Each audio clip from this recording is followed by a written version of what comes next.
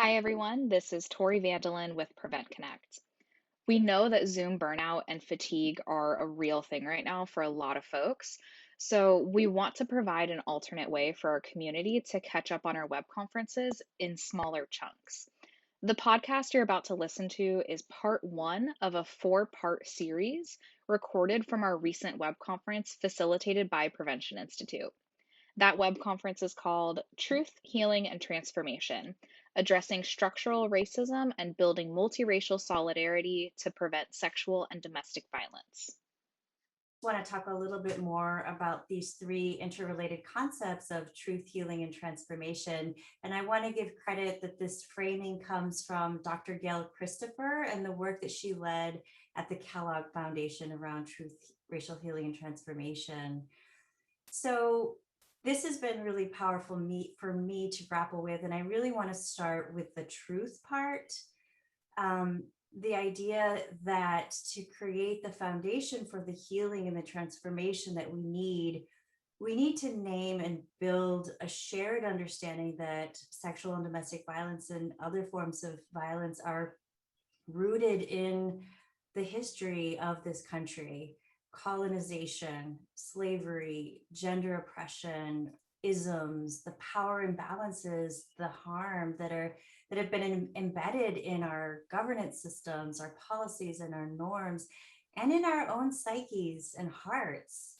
To tell the truth that, this false ideology that there is a hierarchy of human value that's operated in this country, and that harms have been committed and continue to be committed, and that a path forward really involves taking account for and taking care of the suffering and loss and the truth. So it's like multiple truths, right? Not just one truth, but the truth that in every generation there has been healing and resistance and resilience and solidarity and thriving.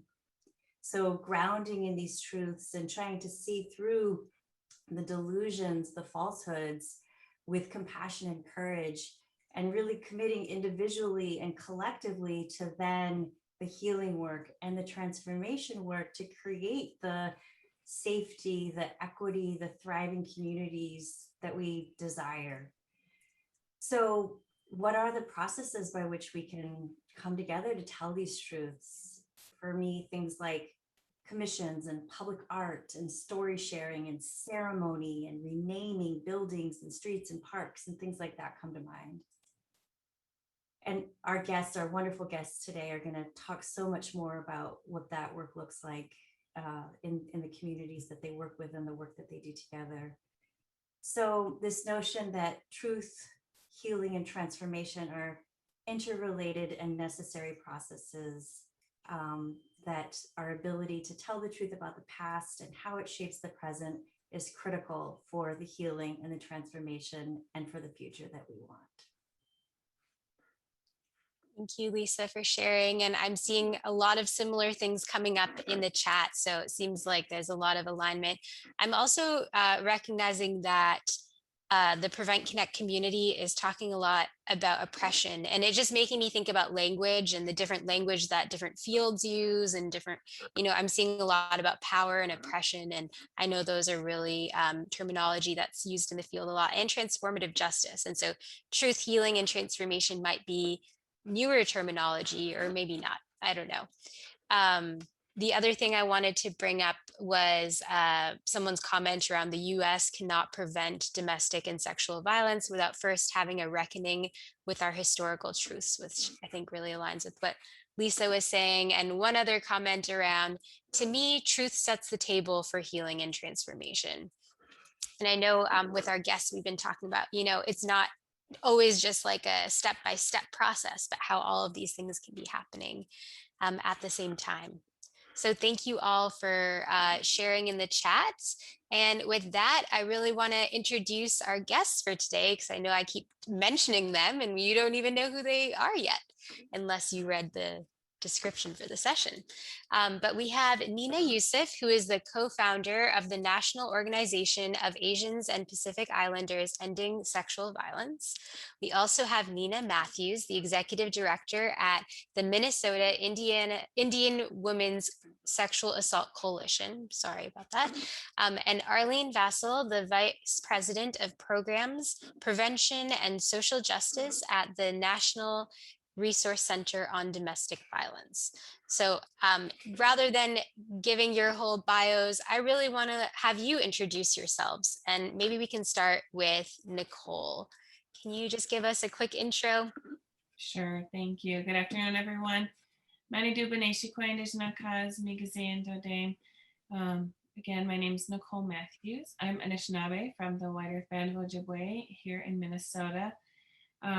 I've been the executive director at the Minnesota Indian Women's Sexual Assault Coalition for over 19 years. And prior to that, did work in a tribal community in a rural area that served both tribal community and non-Native community on sexual violence and domestic violence. And I'm also a mother and a grandmother, and look forward to this conversation. Thanks, Nicole. Arlene, can you introduce yourself? Sure. I'm Arlene Vassal. I've been doing this work for about 25 plus years, prevention, intervention, all of it, at local programs and at state coalitions, and then now at the National Resource Center on Domestic Violence. I'm an immigrant, migrated here to the United States from Jamaica. I'm a mother of 2 adult children. I'm a storyteller, healer, auntie, all of the above, and I bring all of that into my work. And as I had mentioned to Alicia before, we're talking about intersectionality, we're talking about healing, and I've done my work through those lenses forever, from day one. I never had the privilege to do my work without thinking about intersectionality, without thinking about poverty, migration journey, economic instability, housing security, all of it. So I'm excited about having this conversation because I've always done my work through that lens, much of it after hours. So this conversation will help folks to have the, to do this work during their regular work hours. So thank you for having me. I'm excited. Thank Hi. you. And Nina. Hello, everyone. I'm Nina Yusuf, and I immigrated to US in 1986 from Indonesia. At that time, actually, I didn't speak English.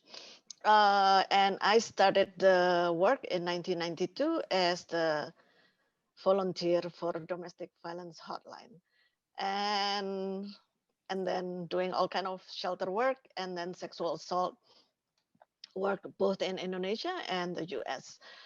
I'm a grandma and happy to be grandma. And about 10 years ago, with 4 other API, we co-founded NAPICEF because we didn't see any organization that focused solely on sexual assault in API communities. So that's how NAPICEF started. And we are small and mighty. We only have 3 staff, but we've been doing work nationally because we are one of the OVW TA training and technical assistant provider, but we also have international work in the Philippines, in Indonesia, and Guam and Micronesia. And yes, with 3 staff. So I'm glad to be here. And just a note, the way I work is it's always thinking about collective. So it's never kind of like just me alone, but it's looking at the collective and looking into collective liberation in mind. And in terms of healing for sexual violence survivor is to have this wellness beyond self-care in mind. So looking not just like for now, but wellness as a whole. Thank you. Thank you. Thank you each for introducing yourselves and bringing your whole self to it, not just your titles and your, roles in work, but also your roles outside of work. So Lisa did start us off today, giving us a little bit of a description of how she sees truth healing and transformation. But I also want to hear from the 3 of you. And so on our next slide, we have a question for all three of our panelists, which is, what is the connection between gender-based violence and structural racism, colonialism, and other forms of oppression? And Nicole, can you start us off? Yeah, that is a big, big question. It's really the way when we talk about violence against Indigenous women, it is rooted in the colonization and the impact of colonization and what has happened to our people and what continues to happen to our people, right? So I'm currently the co-chair of the Missing and Murdered Indigenous Women's Task Force here in Minnesota, and this is from our recently released report from December on some of the root causes and risk factors for being a victim, for going missing or being murdered.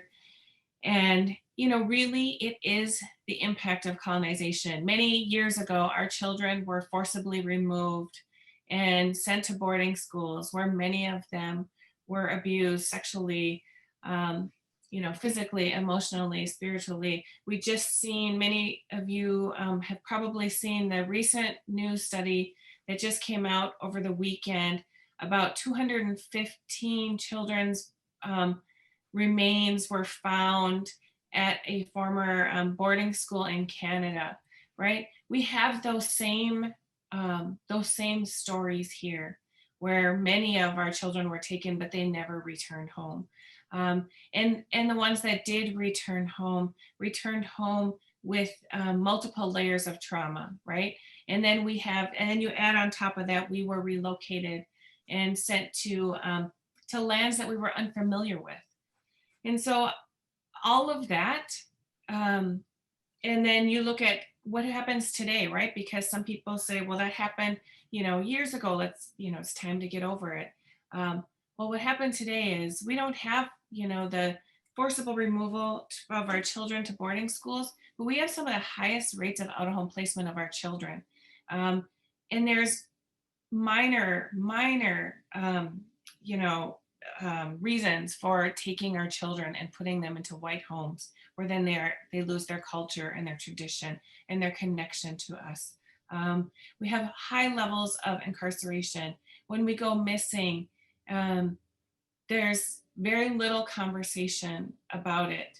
And, several years ago when we were doing our research on prostitution and trafficking of Native women in Minnesota, one of the sex buyers said to a woman, "I thought we killed all of you."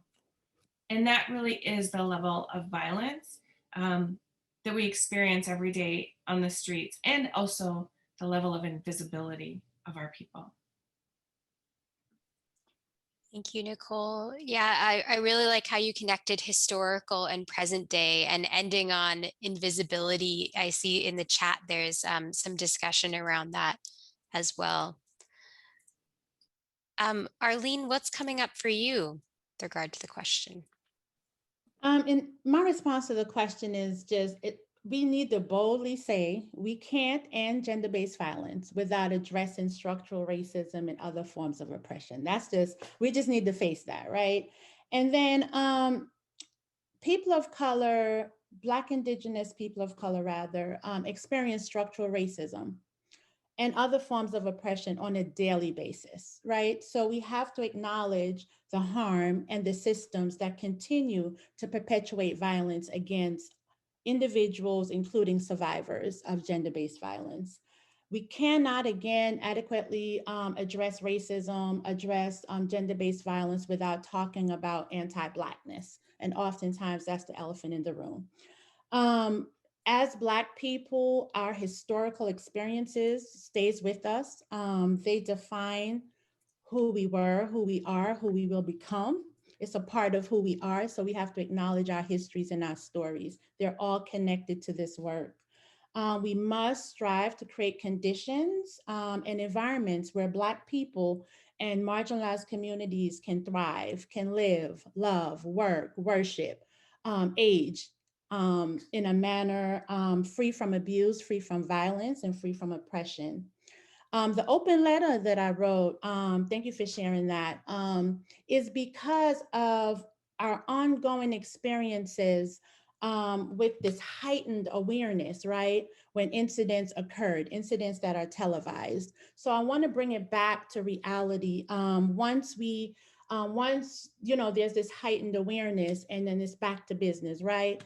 For Black people, while back to business is disheartening, it also highlights and reminds us of the structures that we work within, the systems that we work within, the domestic violence movement that has continued to cause harm against our communities. So we have to acknowledge that. We have to address that. The blatant dismissal of women of color, Black women in the movement is just unacceptable. And we can't, again, end gender-based violence unless we address the connection. So I'm glad we're having this conversation between racism and anti-Blackness. And lastly, what I'll say to further illustrate the connection in plain language, a dear friend of mine and colleague shared a statement from a survivor. And the survivor said, "I didn't realize how Black I was until I left my home." So until I left an abusive relationship. So I carry that with me. And I also encourage everyone on this web conference to carry those words with you as you continue to do this work and as you continue to ponder the connections between gender-based violence and structural racism. Thank you. Thank you, Arlene. And I hope folks get a chance to read your open letter after this webinar. We shared the link in the chat, and it's very powerful. So please do take a look at that. Nina, what's coming up for you? Just continuing to what Arlene and Nicole mentioned, that it's all connected, right? If we want to see it and we want to see the truth, right? Because again, we have a choice whether to see it or not, because it's plain to see, but the connection between gender-based violence and structural racism, colonialism, and other form of oppression. So just an example, and just lately, the issue of Atlanta, right, shooting. And then all this thing now about Asian hate. And some people are surprised, but it's like, no, you cannot be surprised, because the racism, the oppression, gender-based violence, it's very structural, and it's been around for a long, long time, specific to API. If you look into Chinese Exclusion Act, it was 1882. And then, but before that, there was the Page Act in 1875, specific exclusion to banning Chinese women to come to US. So why we are surprised? We should not, because that is the truth, the fact. And then we also need to look at the colonialization and the power dynamic of wars in Southeast Asia, and what is like the impact of it, right? The refugee camp that is still there, on the border of Thailand and Burma.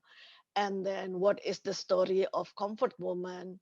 And then once the folk from Southeast Asia came here as a refugee, and then what about deportation, deported back. So this is beyond that myth of the API is the model minority, but people do not talk about, being deported and being reduced in a sense.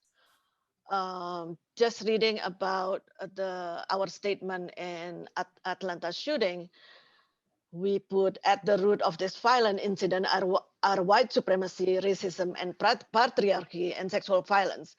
So the question is, like, when a white man can kill 8 people and be deemed as simply having a bad day. So that's really showing the privilege that white men in America have and continue to have to cause violence and harm and normalize it, right? So looking into how we, the API, reduce and sexualize and this is like nothing new. So when it's like sexualized, and then that it's become sexual violence, etc., etc.